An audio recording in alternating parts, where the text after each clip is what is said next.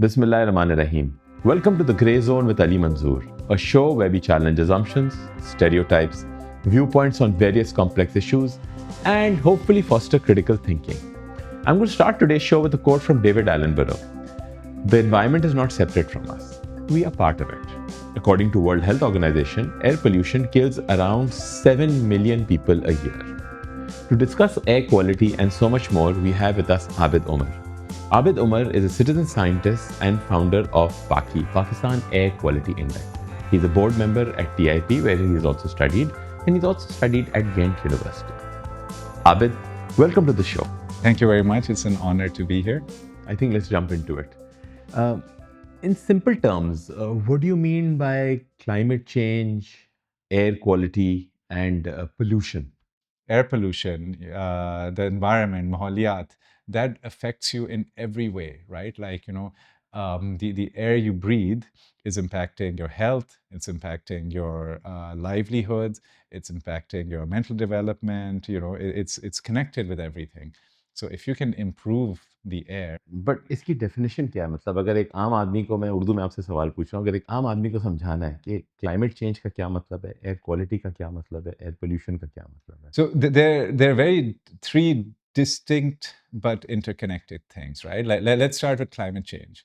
Climate change is about global warming, where the primary driver is CO2, carbon dioxide emissions, which are increasing the temperature of our atmosphere, and the temperature is like going up slowly since millennia, and it keeps rising, but it's reaching a tipping point, right? Like we're looking at the next 1.5 degree increase in global average temperatures will cause like many things to happen, like sea level rising or glacier melt, and displacement of people and so on, right? Like affecting crop and agriculture.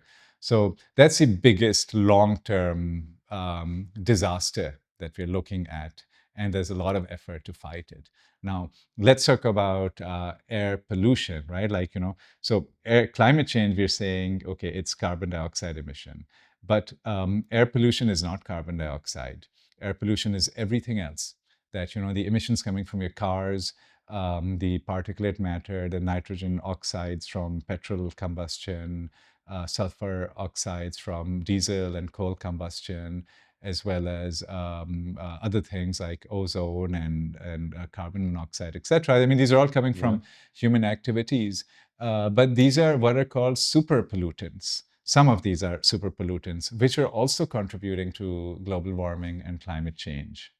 And these pollutants, why they're called pollutants is important because they have a health implication. They affect your health, your cardiovascular health, your respiratory health, your mental health. Yeah, so I'm going to ask you something else, right? So for a layman, we often hear terms like PM 2.5, UG slash M3. What do these actually mean, and how do they affect a normal citizen's life? ये चीज़ें तो किसी को नहीं समझ आती हैं ना कि ये PM 2.5 की क्यों हर वक्त बात हो रही होती है. जी. Like, I mean, it's so vague and so random, right? Like, what is PM 2.5? I mean, that stands for particulate matter, Okay. which by itself is like confusing because, when you say particulate, you think, oh, ये dust के particles होंगे, ये ज़रात होंगे. Actually, you're talking about a complex mixture of everything, of gases, of aerosols, of heavy metals, of lead and magnesium. But the important part of all of this is the number 2.5, because that is defining its size.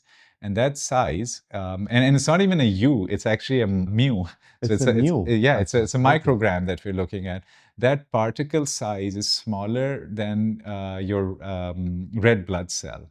So what happens when you breathe it in, it doesn't stop at your respiratory system. It doesn't stop at your nose or your lungs. It's going through into your blood vessels. And from there, it causes havoc, right? Like you think of air pollution as being primarily a respiratory disease issue, but it's actually everything else, right? Like these particles, when they go into your body, they can cause cancer.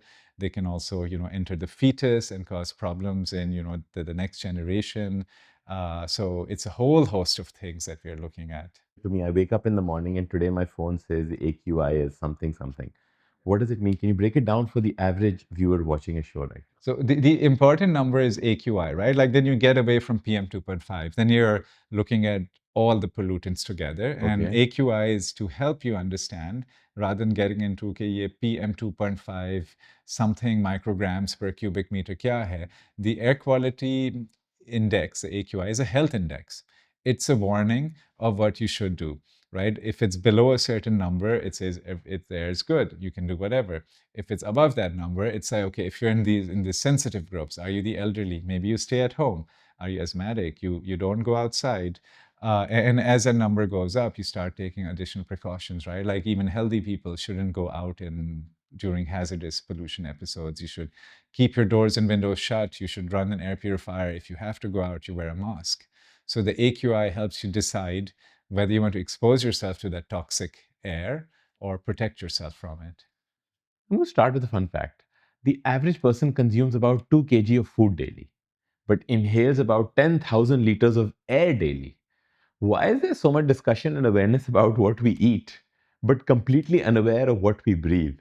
जब हमारे बचपन में आपको Nestle का पानी नहीं मिलता था, हम लोग जो है नलके का पानी लेते थे, उसको उबालते थे और पीते थे।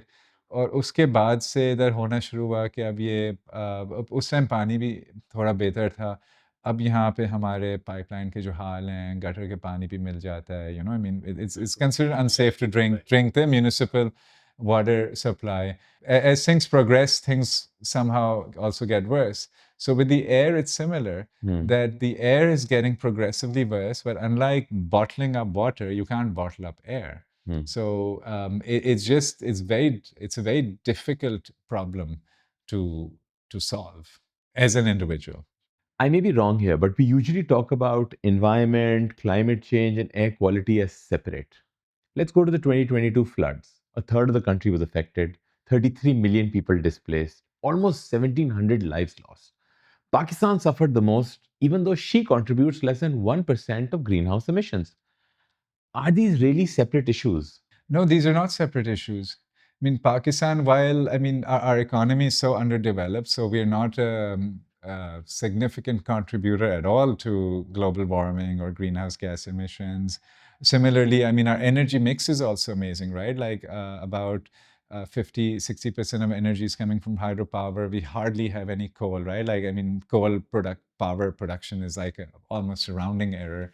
So in many ways, like Pakistan has a lot going for it, except the pollution. And I mean, we can't say that just because it's somebody else is creating the greenhouse gases and the global warming somewhere else, it's not our problem. What about the local environmental destruction we are doing through our unchecked emissions coming from industry, coming from the vehicles we drive, coming from the agricultural sector with the overuse of fertilizers and which are also going into the atmosphere, coming from the poor regulation of the energy sector and the power plants which are just polluting willy-nilly and so forth, right? Like our problems are localized. And we don't need to look at the globe and say, okay, like the US is the biggest greenhouse gas emitter, or China is the biggest. Let them solve their problems. Let us solve our problems first. Okay, let's look at some global initiatives. Smog free towers by Dutch designer Dan Rosgaard that makes jewelry rinsed from carbon.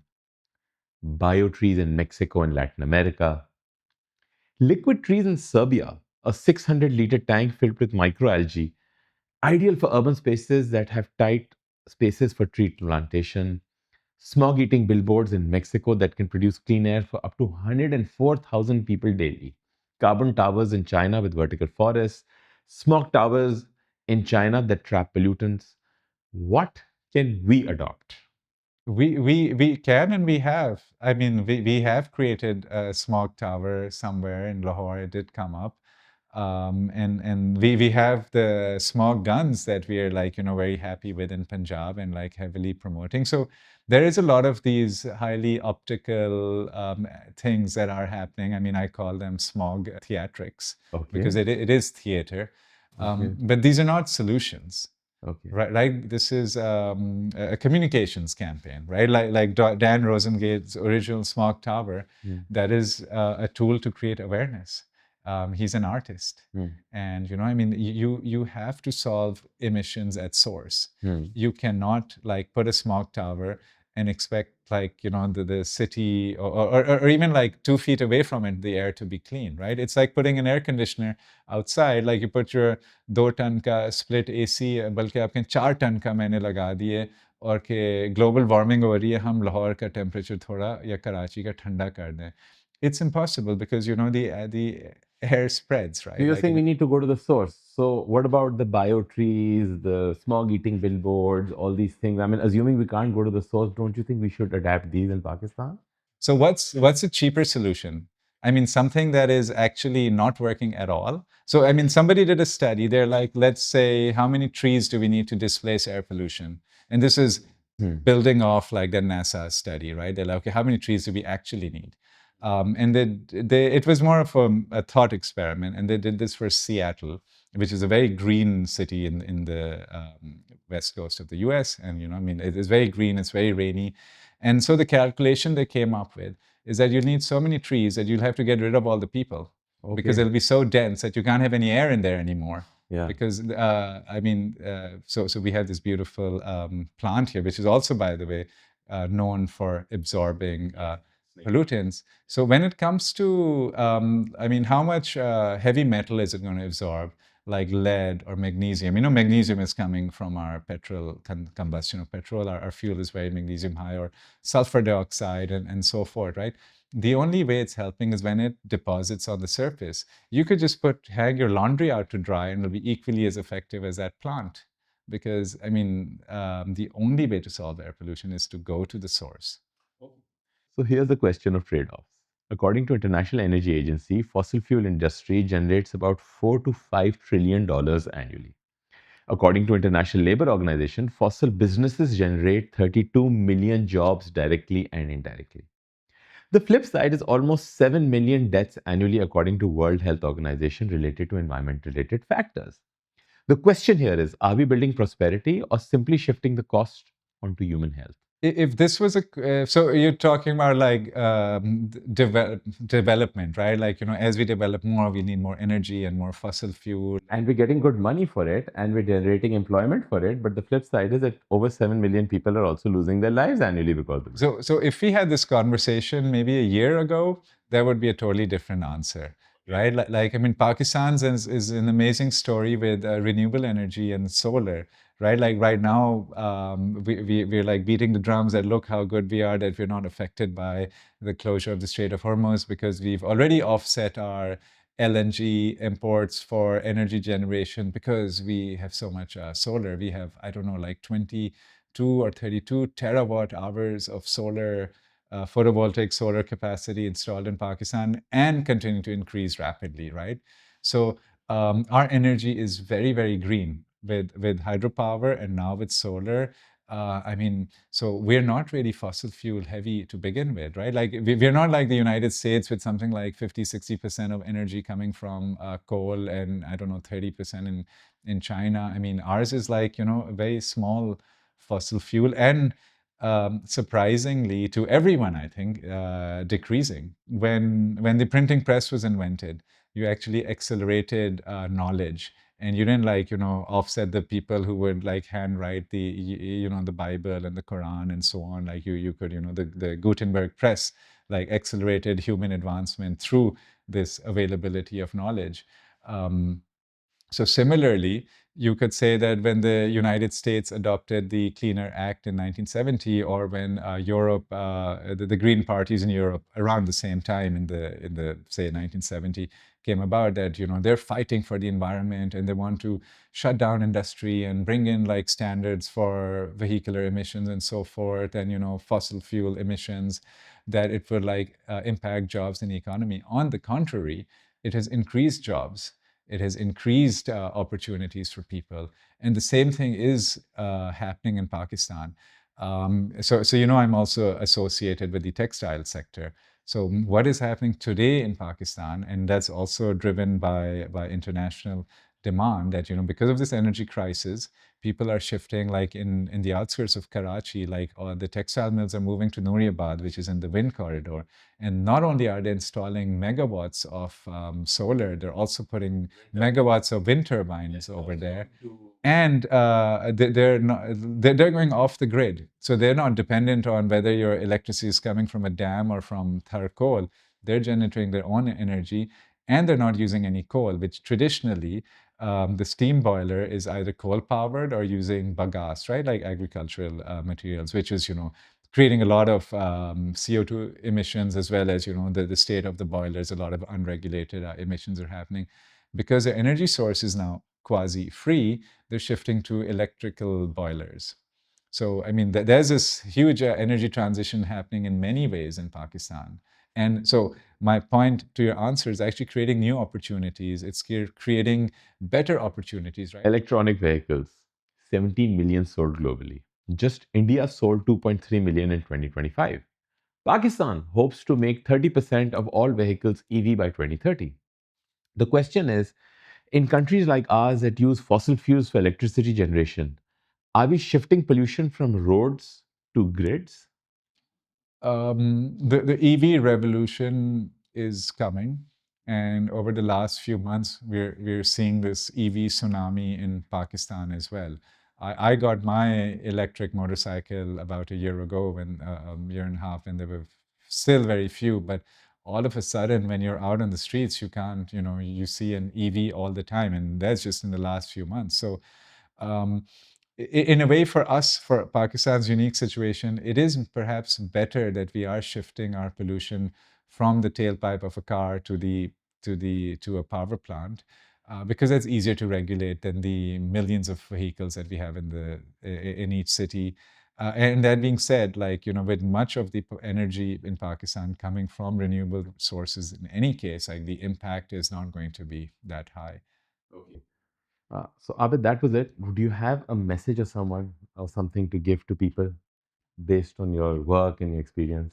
So we talk about air pollution as an environmental concern, right? It's actually a health emergency. And until you treat it as an emergency, we're not going to act. There's a lot that needs to be done. And that lot is what's going to make for a better Pakistan. Thank you for coming in. I hope we can have you again soon sometime and maybe Thank you talk very about much. air quality, environment, and so many other things again. That's it for this week for the Grey Zone with Ali Manzoor. Until next week, stay curious, stay critical, and keep asking questions because between the black and the white lies the grey.